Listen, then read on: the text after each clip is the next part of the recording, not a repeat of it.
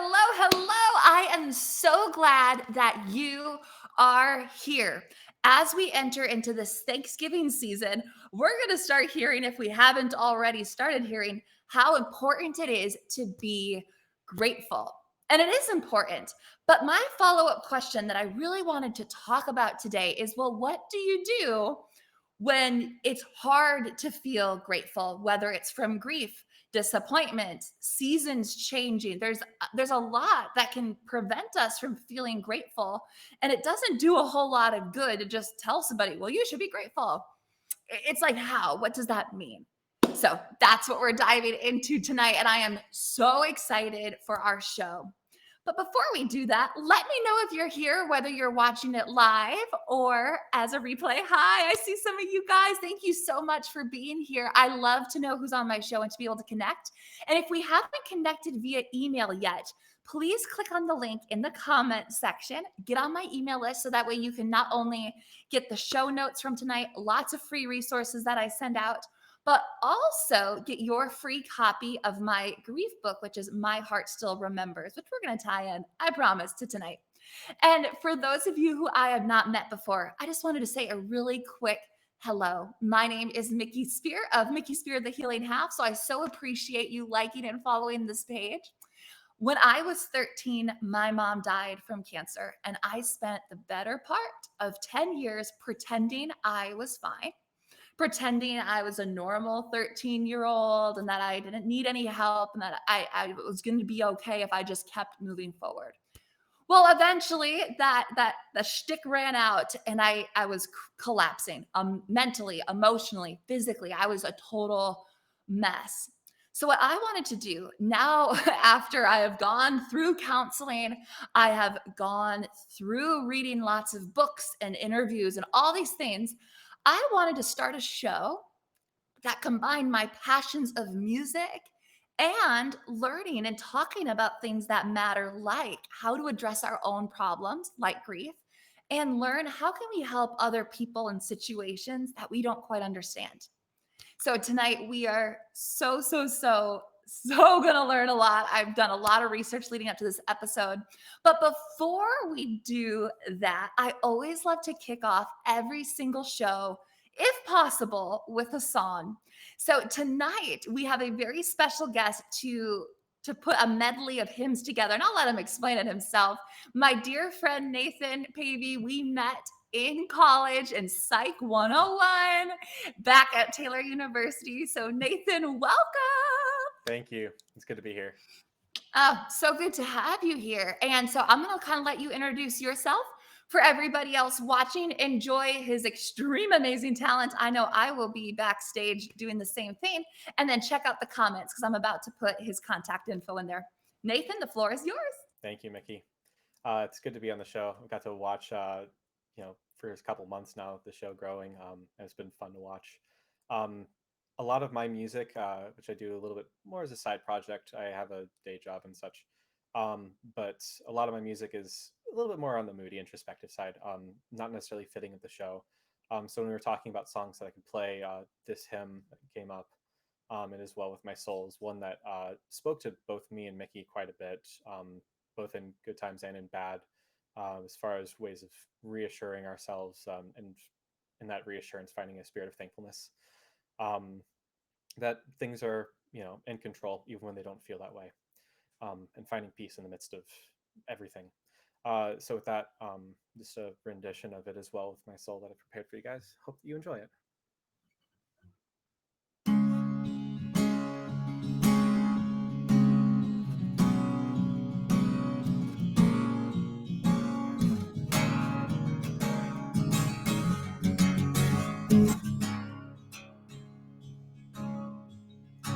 When peace like a river attendeth my way, when sorrows like sea billows roll, whatever my lot, thou hast taught me to say, it is well with my soul.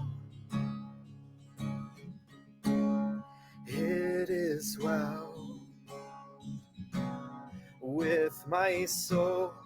It is well, it is well with my soul. Though Satan should buffet, though trials should come, let this blessed assurance control that Christ has regarded my helpless estate and has shed his own blood for my soul. It is well with my soul. It is well, it is well with my soul. And Lord, haste the day when my faith shall be sight. The clouds be rolled back as a scroll. The trump shall resound, and the Lord shall descend. Even so, it is well with my soul. It is well with my soul. It is well. It is well with my soul. It is well with my soul. It is well. It is well with my soul.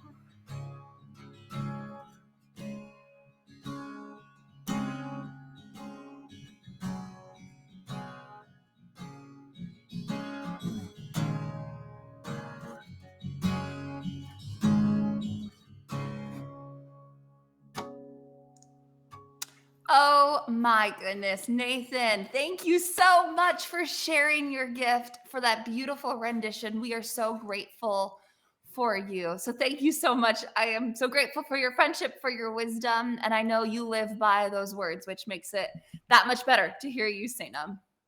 Likewise, thank you, Miki. Always a pleasure. Thanks, Nathan. Bye.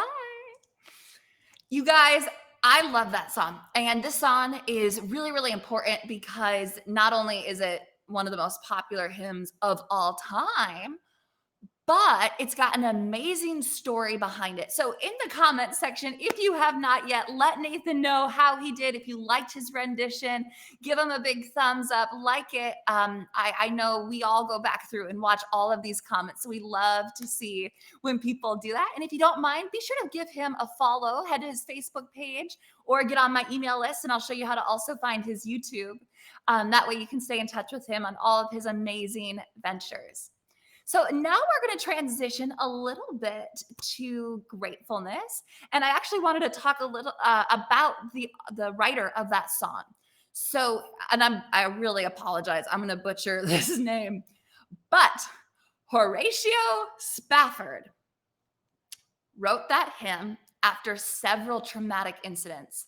The first was his 4-year-old son passed away. And in the Great Chicago Fire of 1871, he was totally decimated financially. But eventually, his business started to get better and he started to get a little bit more prosperous.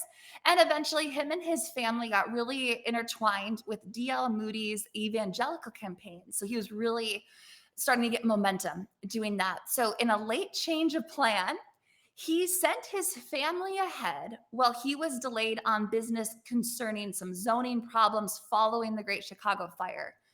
And while crossing the Atlantic Ocean, the ship with his wife and daughters on it sank rapidly, and all 4 of his daughters passed away. His wife, Anna, survived and sent him a now famous telegram that said, "Saved alone." Shortly afterwards, as he was sailing across the ocean to go pick up his devastated wife, he passed on his ship the spot where his daughters died. And that is where he wrote this song, It Is Well With My Soul. So it's like when you think about it and he's talking about the sea, it's like he's literally talking about the sea because there was a storm and there was a collision. And it's just like, oh my gosh, that's such a heartbreaking story. So, had you heard that before? I had heard a little bit, but I didn't know the full story. So, just yes or no in the comments. Had you heard that story? I think it's one that's a perfect segue into tonight because we are going to be talking about gratefulness when it's hard. I would argue gratefulness is always a little bit difficult. Um, but it's especially difficult when you're facing hard things. So tonight we're going to talk about three things in regards to gratefulness. We're going to talk about why to be grateful, what stands in the way of it, and how we can push past those barriers. And again, one more time, you guys, I know everyone's busy. We're going to try and keep the show to half an hour tonight. But if you want to catch the replay or get on my email list, please head there so that way I can send you the direct replay link and you can watch this anytime after tonight as well. So, the one disclaimer I'm going to make sure we talk about tonight is the importance of remembering that when we're talking about gratefulness, this is really good for us to know for ourselves, but it's not something we should turn around and tell somebody, hey, you should be more grateful. It's like, yes, they should. Maybe you could send them this show. You could say, hey, I watched this really great show, tag them, send them a message. But really, when we tell other people to be grateful, it almost makes them double down on why they're not grateful. So even though in this Healing Half show, I love to talk about how we can help others that we don't necessarily relate to, tonight's one where we get to help ourselves. So let's dive in. We are told so often to be grateful. From it's all over the Bible to philosophers to nursery rhymes. We hear be thankful all the time. And we are called to be grateful. I mean, you think about the story of Job, you think about Horatio's story that I just told you. Even within the Bible, we are told to be grateful because certain things are hard. So the Bible tells us to be grateful all the time, which we're going to get to how in a moment. But before that point, I think we would be doing ourselves a disservice if we don't talk about why grateful. So we know we have to do it, but why? What is the reason behind it? Because as we know, whether you remember being a teenager or whatever it is, if we don't know the why, it doesn't really sink in. So I thought of a couple reasons for just my own journey on why it's important. So, the first thing about why it's important to be grateful is this thing in between our ears is so unbelievably powerful. It controls the way we see the world, truly. And where our mind goes, our body goes. We know that in Philippians 4:8, we are told to focus on good things. And that's not just God telling you to do something because he feels like telling you to do something. As with everything in the Bible, it's for your own good. So we are told to do that because where our mind goes, the body goes. And that's pretty cool. The next thing about being grateful is it allows us to be present and it allows us to be aware. They say depression lives in the past, guilt lives in the past, and anxiety and fear live in the future. Here in the present is the best place to be, but it's really hard to stay there. Um, why it's important to be present is to remember that we do not see things in our path equally. So we have to be diligent about what we're focusing on. That's why I'm not sure if I'm the only one who does this, but if you do, give me some love in the comments and let me know I'm not alone. I can drive sometimes and I'll all of a sudden park my car and I'll kind of be like, how did I get here? Just because my brain is on autopilot. And I promise I'm paying attention while I'm driving, but we can get on autopilot whether we're driving or walking or doing so many things. And we truly are just totally tuned out. We're looking for danger, but we're not actually looking ahead. Another perk of, why we should be diligent about what's in front of us is we don't necessarily see the same thing as another person. I know there's countless times I'll be driving with someone and I'll notice something off there. They didn't even notice it. And then they'll notice something over there. And I didn't even notice it. And for whatever reason, those two things caught our separate attentions. So we are surrounded every single day by God giving us blessings, saying, I love you all the time. And yet we really don't see them that often, partly because we're thinking about the future. Our brains are spinning in that direction, or vice versa. We're mulling over a conversation we just had. And if you're like me, saying, gosh, should I say that right? Should I have said it differently? If only I would have said this thing.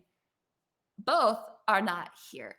But blessings are God's way of saying not only does He love us today, but He will continue to love us in the future because we know there is good and bad happening at all times. But sometimes we are so consumed with the bad, we only focus on that and we totally forget all the good, which I'm sure if you actually, counted all the physical things we're seeing, we'd see a lot more good things than bad things.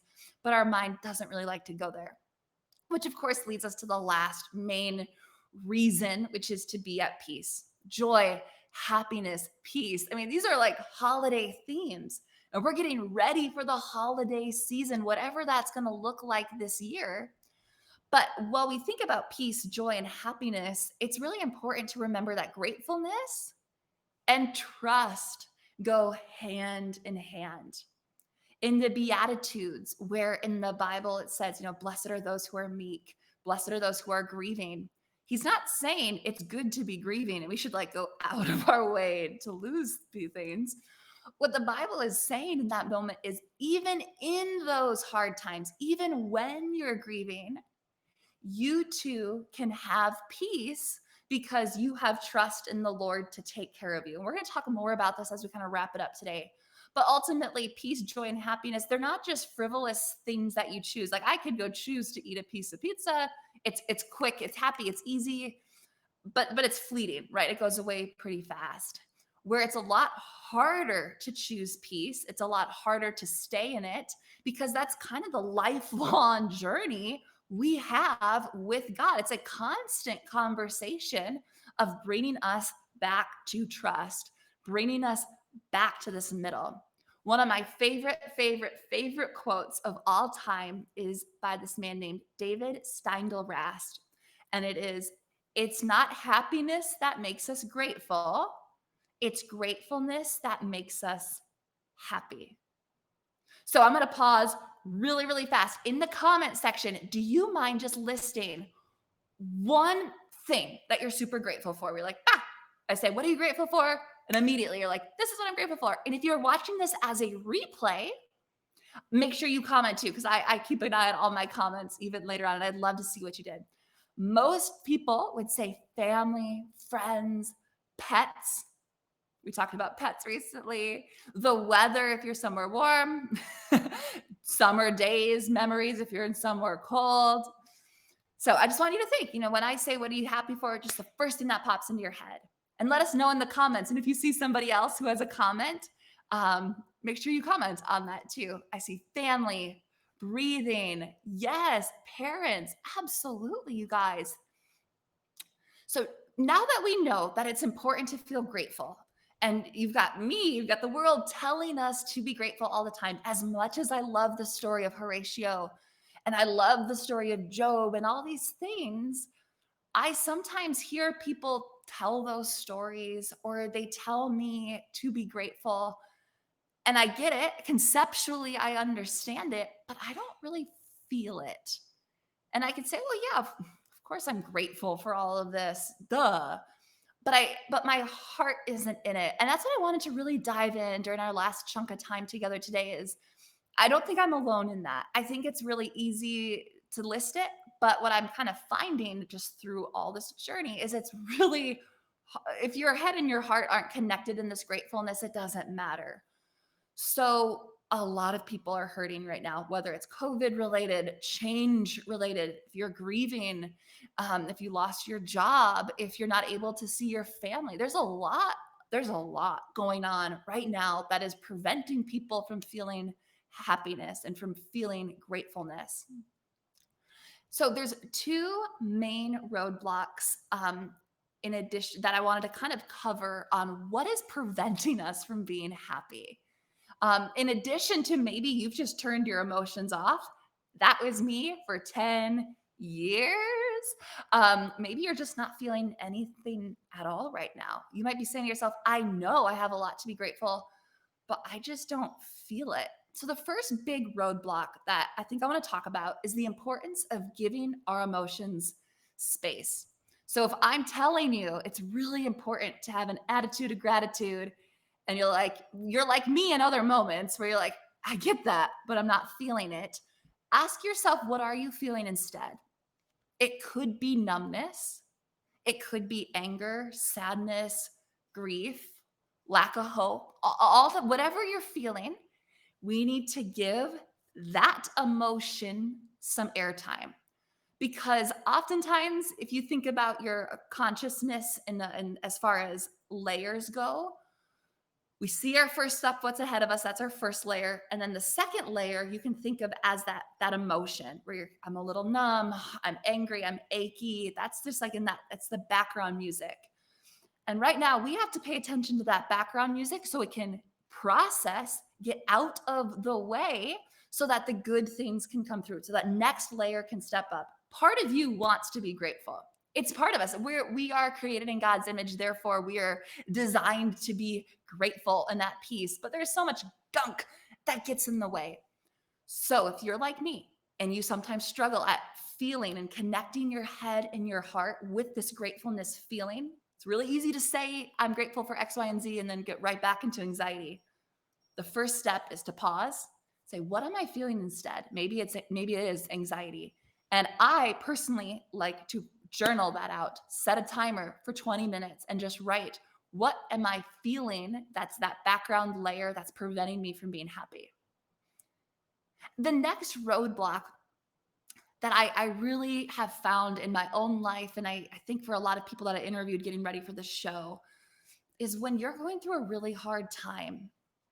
Let's just say it's grief. Let's say you lost somebody close to you this year and you're really hurt. Your life, this is not the average year if you're going through a really bad loss, right? If you're going through an awful, awful loss, your life has been shattered, decimated. And we've talked a lot on this show about lots of stories of people like who can agree with you in that moment. It can be tempting to want to not get better because we don't want to forget what makes us sad. I think when it comes to grief, we are so afraid, and this is my own story. We're so afraid we're going to lose memory of that person that if we choose happiness or if we choose gratefulness, that we're going to forget about that. And in a way, sometimes our pain connects us to that person that we miss so, so badly. So not only that, but we don't want to diminish our pain, right? We don't want to like say, oh, be happy, and kind of do that happiness high, which is not really a real thing if it's not rooted in good stuff, because we're hurting and part of our body wants us to deal with this stuff. Again, back to roadblock one, we got to process it. But we also sometimes don't want to be grateful because we don't want others to think we're over this pain. They don't, if we put on a good show, sometimes people say, oh my gosh, look, they're doing better. Great, moving on. And we're scared. We're scared of that because we know 1 hour of happy doesn't mean it's okay that we lost a person or whatever it is that's bothering us. So I wanted to talk to that tonight because this is a real thing. And I'm sure you know people in your life who do this, where you're just like, why can't you just be happy for an hour? And it might not be rooted in lack of willpower like we often do. It's oftentimes rooted in fear that people aren't going to see their real pain and that's going to be masked. So if you are in that situation, remember that you can be both. You can be grateful and grieving at the same time. You can smile while you cry. And if you haven't yet, I would highly encourage you to lean into being grateful for somebody that's passed away this season. We're going to talk a little bit more about this on an upcoming episode. But in my book, My Heart Still Remembers, which is a grief reflection, I'm not sure if I've ever shown you guys the inside of it. It's blank. So you actually go through it by yourself and fill in the answers. It's going to help you process a lot of that grief. So if that needs to kind of be talked through, this is a really great way to do that. But step 3 of 3 in here is gratefulness. So again, we're going to talk more about this in a couple weeks. But know that if you are kind of worried about being grateful in the midst of suffering, that when you remember the person that you are grieving and you become grateful for them, it actually connects you in a stronger way than avoiding those emotions. So I know, like my family, we lost our wonderful grandma back in this early spring, and it's been awful. But it's sometimes easier to just be miserable than it is to be grateful. But just like anything in life, anything easy is probably not going to pay off in the long run.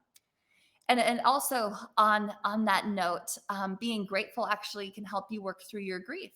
The only way through grief is through grief. And so that's what I would just say with roadblock number 2 is you can be grateful and it doesn't diminish your other problems at the same time. It just makes you feel better in those moments. I sometimes like to think about it like if you're on a roller coaster, you can either be miserable the whole time and have your arms crossed, or you can at least relax a little bit. Either way, you're going a direction. You don't get to control this roller coaster. So if that helps any one of you, I hope it does. Just remember, our attitude doesn't diminish our loss. And we'll talk more about that in a couple weeks. So once you've hopefully gotten some of those lies out of the way on why it's hard to be grateful, here are some actual practical tips that I do myself to actually feel grateful. Because again, I've tried the attitude of gratitude stuff, and I can say like, yeah, I'm grateful for this house. I'm grateful for my family, and I am. I'm not lying in those moments, but I don't feel necessarily at peace. I don't feel my anxieties diminish away. So that's what we're going to talk about is how do we connect the head and the heart a little bit stronger, because that's where the real peace, that's where the real magic happens. So, number 1, you got to put it on the calendar. I know it's so hard, but you have to do it. Bookends of your day. Start it off at night and then tell other people around you so you can support. Say, hey, I'm just going to do this thing. I'm going to try it for a month. I'd really appreciate if you just let me have these 5 to 10 minutes at these peaks. Don't make fun of it. Just do it. And tell others unapologetically what you're doing. So that way you've got people keeping you accountable and you've got it on the calendar. That's step 1. Step 2 is in those moments, it's really important. You leave your phone out there, you get quiet, you turn the TV off. I would even say turn music off and try to sit in silence just for a little bit. Just like truly just be in a room in total silence, which is like almost impossible these days. I mean, when are we ever by ourselves when we're connected to social media all the time?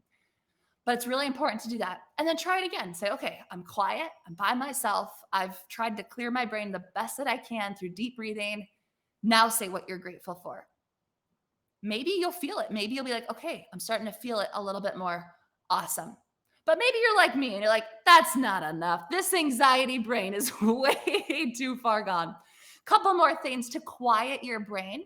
There's one we talked about last week on our anxiety week, which, by the way, some of the links in the email did not work. We're working with IT on that, but just know all the links from Linda last week talking about anxiety will be in this email coming up again.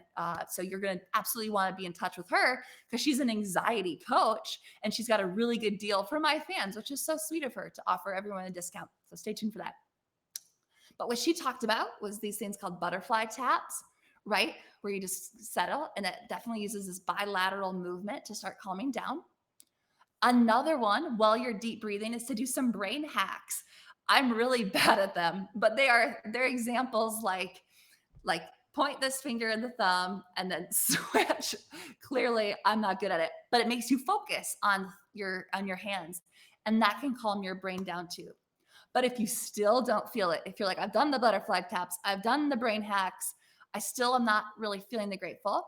We came up with this. My sister and I were going through this today. It's called stop, drop, and roll, the old fire drill. But this one's actually more talked about in calming communities. And it's the importance of, stopping what you're doing, sitting on the ground or laying on the ground and reminding yourself that you are in fact supported. And then get something heavy in your hand, like a rock, which you can then describe to yourself. This rock is I'm like this rock. I am calm. I am stable. I am smooth, whatever it is. But then roll it in your hands. There's something about bilateral movement that really helps your brain down, calm down. So stop, drop, and roll. And then ask yourself, what am I really grateful for? I don't know if you guys remember the T chart. Let me know if you remember the T chart. Just a yes or no in the comment section. I talked about this in episode 1, way back in May, which is crazy. But the T chart is where you make a T on your paper, a capital T, and on the left hand side, you list all the people you've lost, or seasons, or pets. Circle one of them, draw a line over to the right hand side, and list all the reasons why their loss hurts. Why is it hard that, I met Nathan back in college, right? So a lot of people haven't processed the grief of college coming to an end. What do I miss about college? Who are the people I don't stay in touch to? Why is this loss hard? And then it helps you see, it kind of helps you quantify it a little bit. So T chart, stay tuned. I'll have some more resources for you guys coming out soon with that. But you can do the same idea with the T chart for gratefulness. On the left hand side, list whatever you're grateful for: family, your parents. Circle it, draw it over, and say, what specifically about my family am I grateful for? Laughter, community, somebody to hang out with during just the mundane times, getting to catch up on each other's day, whatever it is that makes you feel it. Sometimes scraping off the surface and looking at the innards can actually help you. Sorry, weird metaphor there. It can help you feel more grateful. Be like, it's not just, I'm grateful for this house, I'm grateful for my family. It's like, I'm grateful for shelter. I'm grateful for the feeling of being safe. I mean, it's snowing outside in Minnesota right now. I'm grateful I'm not out in the cold, and trying to connect a little bit. And then the last one. This is more controversial. My sister told me not even to put it on there, but I wanted to because I want to be honest and I want to be vulnerable with you guys. This one is what helps me, but I understand for some people this might be way too far. So, for people like me who have extreme monkey brain, which means your brain is addicted to running a million miles an hour, sometimes it can be really, really hard to get through all this and still feel it. So, if you want to, try this only if you feel like you're comfortable. But after you get still, after you kind of calm your brain down, doing all those things, imagine receiving bad news, which again, I want to be careful because I know some of you guys listening have had really traumatic bad news reveals. So I don't want you to have a PTSD moment, but imagine the thing that you're struggling at being connected to going away. Let's say you're not feeling really grateful for your body. We all have that, right? Imagine getting into a really, really bad accident where they say, I'm so sorry, but like you're paralyzed from the neck down, body, in a sense, gone. And then after you kind of feel that dread, that void of having that thing, and then imagine it's somebody else coming back in and say, sorry, wrong chart. You're going to be okay. You have your body back. And for me, that jump from I am so sad, I'm so sad, to back up to I have it, that's when it washes over me like, oh my gosh, I am so grateful. So again, it's not for everybody, but that's something that helped me, and I wanted to make sure it helps you. So as I wrap up, you guys, today we talked about, why it's important to be grateful, what are the roadblocks, and of course, what are some ways we can get around that? I hope you were taking notes. If not, make sure you're on my email list to make sure you can go back through. I'd love to hear if you have other tips. Let me know. I'll send them out in the group email to everybody. But remember, gratefulness is a muscle. We have to work it every day. It's not just going to happen, it's a lifelong practice. If you can, join me in starting this holiday season with the beginning and end of our day in quiet gratefulness time. Remember, as much as I love to talk about gratefulness, this is not something we turn to somebody else and say, you know what you need to be more grateful. Doesn't usually get the point across. And then last, I just want to kind of share the scripture with you guys. It's Philippians 4:6-7. It says, do not be anxious about anything, but in every situation, by prayer and petition, with thanksgiving, present your request to God, and the peace of God, which transcends all understanding, will guard your heart and minds in Christ Jesus. The Bible is riddled with times telling us to be thankful. Again, this is not just me telling you to do this because I wanted a topic to talk about tonight. This will transform each and every single one of our lives. We just have to do it because you cannot be grateful without trust. You can't trust that the future is going to have blessings if you don't have trust and hope in the future. So praise God, right? Praise God. We have trust in the Lord that we can have that. And remember, we are never alone. And I think that's the big thing that I want to just leave you guys with tonight is this is not easy. Like I said, I'm talking to myself as much as I'm talking to anybody else. But I can be grateful today because I know God controls tomorrow. And everything we have is a gift. We are so blessed compared to so many people. And the funny thing is, oftentimes they know how to be happy better than we do. So it's not to say that you will never have heartache again, but rather or to say that you will never be hurt again or anything like that, but rather you will never be without something to be grateful for. You will never be apart from God. And even when those hardships happen, think of Horatio's story. My gosh, as awful as as it was for him to lose all of his children, I'm sure there was other days after that point that were still difficult. So it's not to say that those will never happen, but when those hardships happen, you will have joy just like you have blessings surrounding you right now. So thank you all so much. If you haven't yet, be sure to like the show. Be sure to join my email list, whatever direction that is for you. Let me know you were here. I love to hear from you. I love to hear your thoughts. So I'm just so great. I'm so grateful for you. And I can't wait to see you guys next week. So all my love. Thanks, you guys. Have an awesome day.